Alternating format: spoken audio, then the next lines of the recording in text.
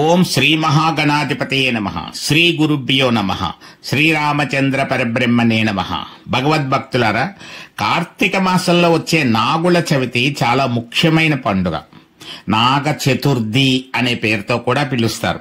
నాగదోషాలు, రాహుకేతు గ్రహ దోషాల నివారణకు, సంతాన ప్రాప్తి, వివాహ ప్రాప్తి వంటి వాటికి నాగుల చవితి పూజ చాలా ప్రయోజనాన్ని కలిగిస్తుంది.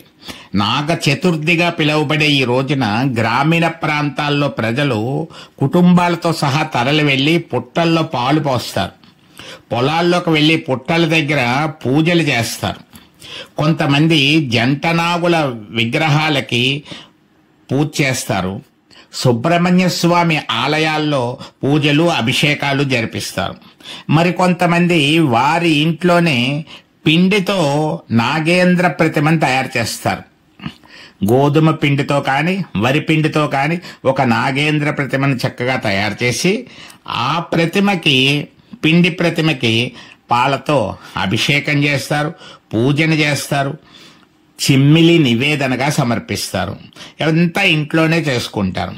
ఏ విధంగా చూసినా దేశవ్యాప్తంగా నాగేంద్ర స్వామి యొక్క ఆరాధన విశేషంగా చెయ్యడం అనేటువంటిది అనాదిగా వస్తున్నటువంటి సాంప్రదాయం.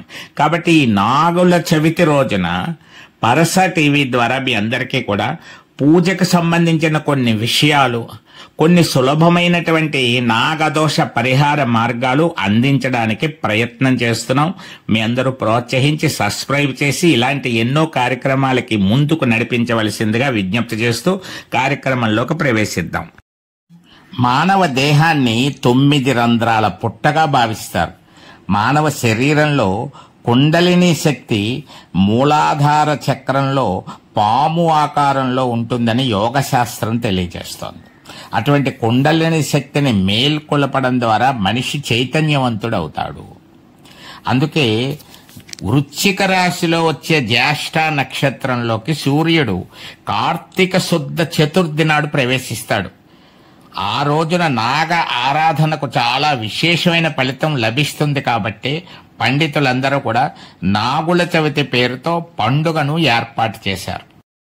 శైవులకి వైష్ణవులకి కూడా దైవ ఆరాధనలో తేడాలున్నప్పటికీ కూడా వారిద్దరి ప్రధాన దైవాలైనటువంటి విష్ణుమూర్తి ఆదిశేషువును పాన్పుగా చేసుకుంటే పరమేశ్వరుడు పామును మెడలో హారంగా ధరించాడు. కాబట్టి అటు శైవులకి ఇటు వైష్ణవులకి కూడా నాగ ఆరాధనతోటి సంబంధం ఉంది. ఈ రోజున వైష్ణవ భక్తులందరూ కూడా కాళీయ మర్దన ఘట్టాన్ని, ఆదిశేషువు శ్రీ మహావిష్ణువుకి ఏ విధంగా పాన్పుగా మారాడు అనేటువంటిది, ఆదిశేషువు యొక్క విశిష్టతను కూడా ప్రవచన రూపంలో వింటారు. అలాగే శైవ భక్తులందరూ కూడా శివుని ఆరాధించి నాగేంద్రుణ్ణి ఆరాధించినటువంటి ఫలితాన్ని పొందుతారు. శివలింగానికి అభిషేకం చేసిన, శివాలయ సందర్శన చేసిన, శివ కుటుంబంలో ఉండేటువంటి సుబ్రహ్మణ్య స్వామిని ఆరాధించిన, నాగ ఆభరణములవి ధరించి ఉండేటువంటి గణపతిని ఆరాధించిన కూడా నాగుల చవితి పూజా ఫలితాన్ని పొందుతారు అని చెప్పబడుతోంది. కాబట్టి ప్రతి ఒక్కరూ కూడా నాగుల చవితి రోజున నాగ దేవత అనుగ్రహాన్ని పొందడం అనేటువంటిది చాలా ముఖ్యమైనటువంటి విషయంగా భావించాలి. ఇప్పుడు నాగుల చవితి రోజున పూజ చేసుకునే కేటగిరీలు మనం చెప్పుకున్నాం. పుట్ట దగ్గరకు వెళ్ళేవాళ్ళు, జంట నాగుల దగ్గరకు వెళ్ళేవాళ్ళు, సుబ్రహ్మణ్య స్వామి ఆలయానికి వెళ్ళేటువంటి వాళ్ళు, ఇంట్లోనే నాగేంద్రుణ్ణి పిండితో తయారు చేసుకుని పూజ చేసేవాళ్ళు. వీళ్ళందరూ చేయవలసినటువంటి పని ఇప్పుడు నేను కొన్ని పాయింట్లు చెప్తున్నాను. వాటిలో మీకు వీలైనటువంటివి చక్కగా పాటించి ఎక్కువ పూజా ఫలితాన్ని పొందవలసిందిగా విజ్ఞప్తి చేస్తున్నాం. ముందుగా పుట్ట దగ్గర కానీ జంట నాగుల దగ్గర కానీ ఇంట్లో కానీ ఒక నమస్కారం చేసుకోవాలి వెళ్ళగానే. ఓ నాగేంద్ర, తరతరాలుగా మేమంతా నీ ఆరాధకులం. పొరపాటున తోక తొక్కితే కాటు వేయకుండా తొలగిపో. నడుముని తొక్కితే నా భక్తుడే నావాడే కదా అనుకో. పడగను తొక్కితే కస్సుబుస్సుమని కాటు వేసి మమ్మల్ని భయపెట్టకు, నీ అనుగ్రహాన్ని చూపించి మమ్మల్ని బాధించకుండా ప్రాణహాని కలగకుండా కాపాడుతూ ఉండు అంటూ పుట్టకు భక్తితో నమస్కారం చేసుకోవాలి.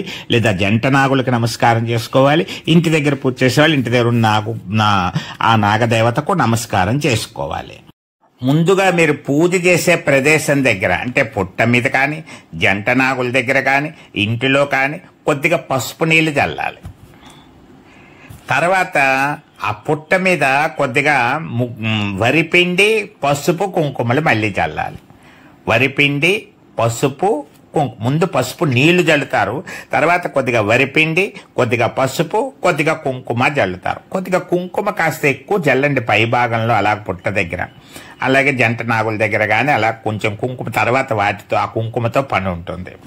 తర్వాత చిన్న ముగ్గు కూడా వేయండి. ఆ ప్రదేశం ముందు చిన్న ముగ్గు పెట్టండి చక్కగా. ఆ ముగ్గు పెట్టిన తర్వాత దీపం వెలిగించండి. పుష్పాలతో మీకు నచ్చిన విధంగా అలంకరించండి. పూల దండ కానీ పూల మాల కానీ తెస్తే పుట్ట దగ్గర అయితే ఆ పుట్ట మీద అలా వేయండి జాగ్రత్తగా. అలాగే జంట నాగులకు వేయండి, ఇంట్లో అయితే పూజ చేసే ఆ దేవుడికి వేయండి. దాన్ని బట్టి పూలమాల మీరు ఏర్పాటు చేసుకోండి. అలాగే పూలమాల లేకపోతే పువ్వులు వేయండి. తర్వాత ముఖ్యమైనటువంటి ఒక ప్రార్థన చేసుకోవాలి. ఇప్పుడు ఈ ప్రార్థన నేను ఇప్పుడు 9 నవనాగ నామావళి చదవాలి. అలాగే ఒక నాగేంద్ర ప్రార్థన చేసుకోవాలి.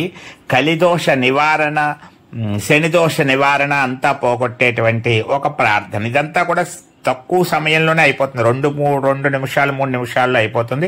ఇప్పుడు అది కూడా చదువుతున్నాను, అది కూడా వినండి జాగ్రత్తగా. ఓం అనంతనాగాయ నమః. ఓం వాసుకీనాగాయ నమః.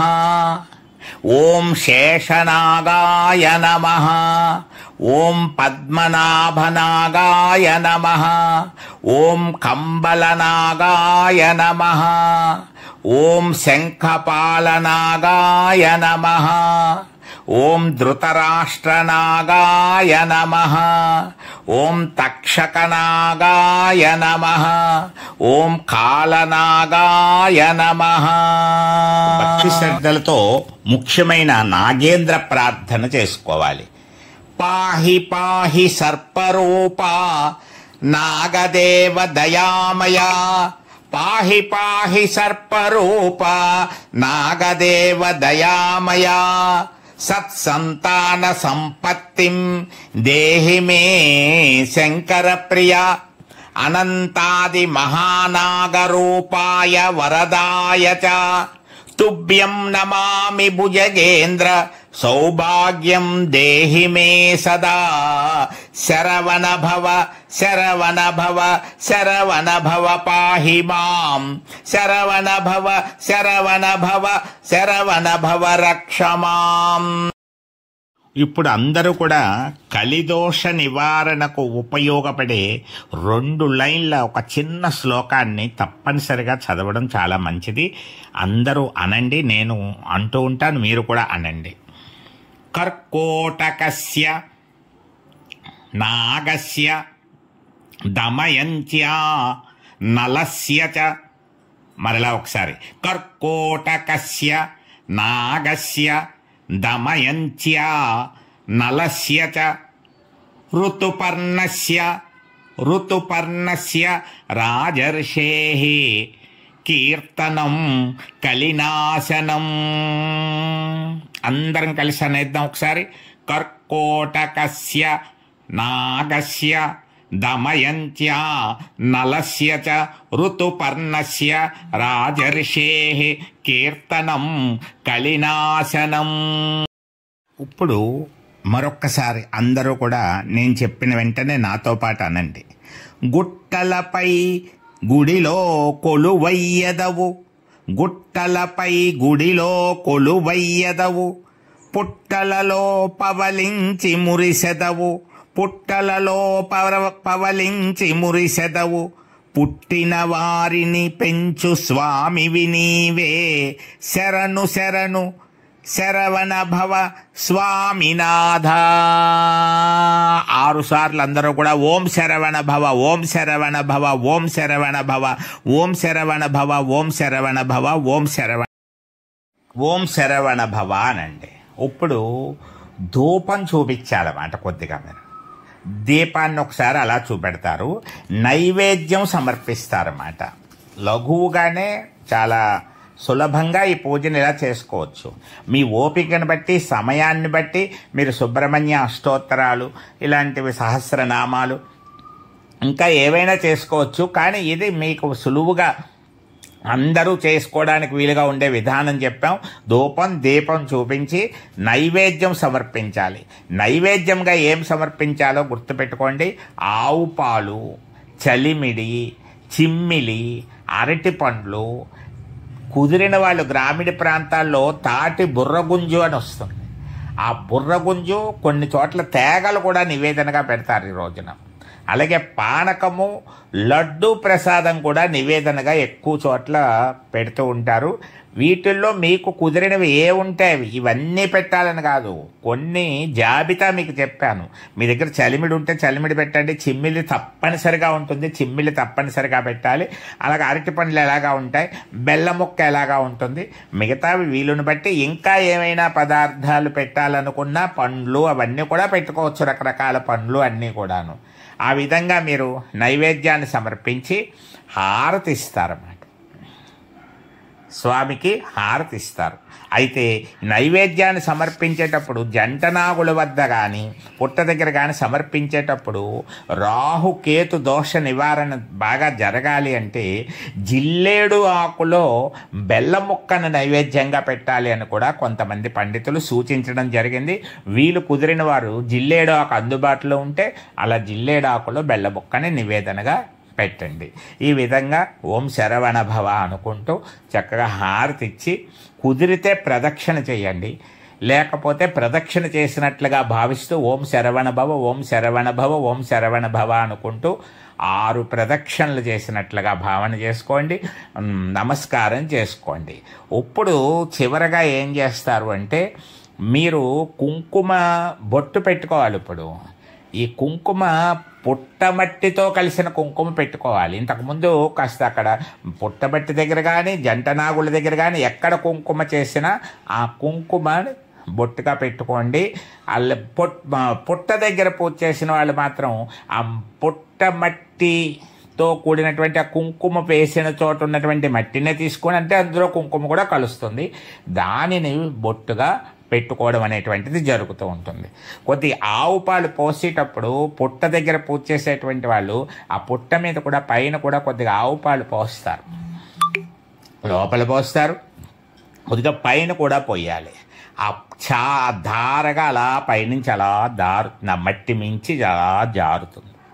దీనికి సైన్స్ ఒక మాట చెప్తోంది సైంటిఫిక్గా. సంతాన ప్రాప్తి కలగడానికి ఆ పుట్టమట్టి ఎంత ఉపయోగపడుతుంది అంటే పాములు తిరిగేటప్పుడు పాము యొక్క రేతస్సు అనే శక్తి ఆ మట్టిలో కలుస్తుంది. పాము అటు ఇటు తిరుగుతూ వెళ్తూ ఉన్నప్పుడు పాము నుంచి విడుదలయ్యే ఆ రేతస్సు ఆ మట్టిలో కలిసి ఉంటుందిట. నాగుల చవితి రోజు వెళ్ళి కాస్త పాలు పోయగానే ఆ పాలు ఆ మట్టితో కలవగానే ఒక రకమైనటువంటి వాయువు బయటకు వస్తుందిట. మనకు కనపడదు అది, ఆ వాయువు ఆటోమేటిక్గా జరిగిపోతుంది. ఆ గాలి, ఆ వాయువులోంచి వచ్చేటువంటి ఆ గాలి పీల్చినటువంటి వాళ్ళకి సంతాన ప్రాప్తి కలుగుతుంది, అంటే గర్భదోషాలన్నీ నివారింపబడతాయట. అందువల్ల పుట్ట దగ్గరికి వెళ్తే సంతానం కలుగుతుంది అనడంలో సైన్స్ పరిశోధనలు చేస్తే ఈ విషయాలు వెల్లడింపబడ్డాయి. కాబట్టి చక్కగా అందరూ కూడా సులభ పద్ధతిలో తక్కువ సమయంలో ఈ వివరించడం జరిగింది. మరి మీకు తెలిసిన పద్ధతులతో పాటు ఇందులో మీకు నచ్చిన పద్ధతులను కూడా పాటిస్తూ అందరూ కూడా ఆ నాగేంద్ర స్వామి యొక్క సంపూర్ణమైనటువంటి అనుగ్రహాన్ని పొందాలని కోరుకుంటూ పరసా టీవీని ప్రోత్సహించండి, సబ్స్క్రైబ్ చేయండి. ఇలాంటి ఎన్నో కార్యక్రమాలు మీకు అందించడానికి చాలా ఉత్సాహం పెరిగేలాగా మీ అందరి ప్రోత్సాహం ఇవ్వవలసిందిగా కోరుకుంటూ అందరికీ నాగుల చతుర్థి శుభాకాంక్షలు అందజేస్తున్నాం. సర్వే జనా సుఖినో భవంతు.